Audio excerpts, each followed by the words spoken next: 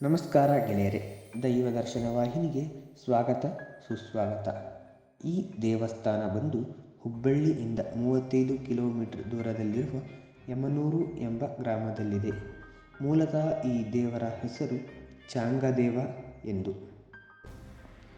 ವಿಶೇಷ ಎಂದರೆ ತಲತಲಾಂತರದಿಂದ ಮರಾಠ ಮನೆತನದವರು ಈ ದೇವಸ್ಥಾನದ ಎಲ್ಲ ಉಸ್ತುವಾರಿಯನ್ನು ನೋಡಿಕೊಳ್ಳುತ್ತಿದ್ದಾರೆ.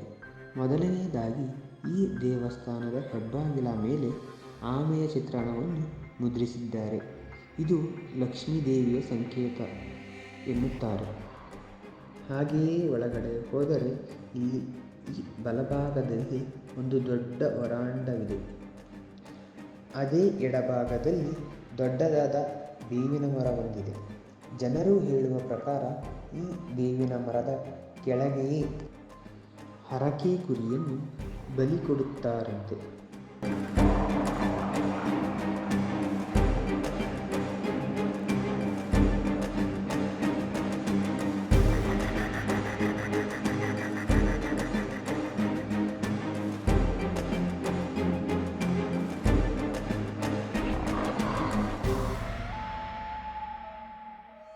ಅಲ್ಲಿಂದ ಮುಂದೆ ಹೋದರೆ ಅಲ್ಲಿದ್ದ ಕಂಬಿಗಳಿಗೆಲ್ಲ ಕೆಂಪು ದಾರವನ್ನು ಕಟ್ಟಿದ್ದಾರೆ. ಇದರ ಉದ್ದೇಶವೇನೆಂದರೆ ತಮ್ಮ ಬೇಡಿಕೆಯನ್ನು ನೆನೆದು ದಾರವನ್ನು ಕಟ್ಟಿದ್ದಾರೆ.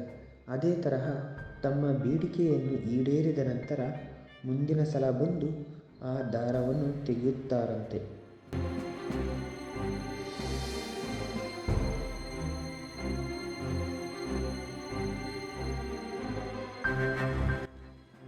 ಹಾಗೆಯೇ ಮುಂದೆ ಹೋದಂತೆ ದೇವಸ್ಥಾನದ ಗರ್ಭಗುಡಿಯ ಪ್ರವೇಶ.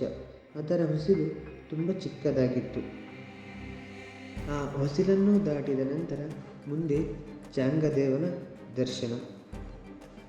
ನೋಡಲು ಆ ದೇವರು ಹುಲಿಯ ಮೇಲೆ ಕುಳಿತು ಎಡಗೈಯಲ್ಲಿ ಹಾವು, ಬಲಗೈಯಲ್ಲಿ ಚೇಳಿನ ಲಾಳ ತರಹ ಕಾಣುತ್ತಿತ್ತು. ಆ ದೇವರ ಪಕ್ಕದಲ್ಲಿಯೇ ಬೆಳ್ಳಿ ಜೋಕಾಲಿ ಒಂದಿದೆ.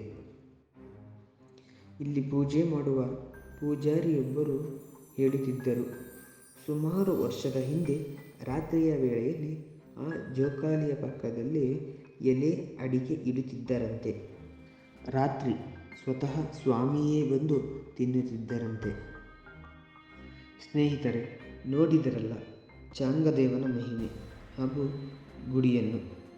ಹೆಚ್ಚಿನ ವಿಡಿಯೋಕ್ಕಾಗಿ ದೈವ ದರ್ಶನ ವಾಹಿನಿಗೆ ಸಬ್ಸ್ಕ್ರೈಬ್ ಮಾಡಿ.